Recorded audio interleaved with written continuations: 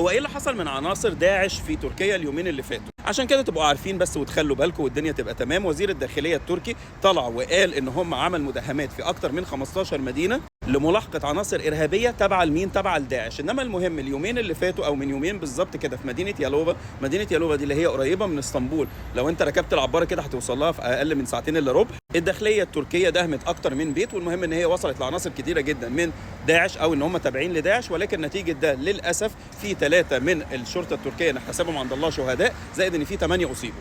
انا ما اعرفش داعش ليه ظهرت تاني اليومين دول، ما احنا كنا لسه مشغولين بحزب الله وبعد كده قال لك حماس وغيره، كانت داعش نايمه شويه، ولا داعش تطلع دلوقتي؟ مش فاهم يعني، انا مش عارف. انما المهم ان ربنا يحمي الشريعه الاسلاميه من اي حد بيتكلم بلسانها في نقطه ارهاب او غيره، لان الشريعه الاسلاميه ملهاش اي علاقه خالص، ولا بقى ان احنا نقول بقى بتوجهات داعش او ان حد يرفع سلاح قدام حد او غيره. وربنا يحمي كل الدول من كل ارهاب. وشوفوا بقى اللي بيحصل في اليمن وفي السودان وفي الصومال. انتوا تتوقعوا ايه صحيح الايام الجايه؟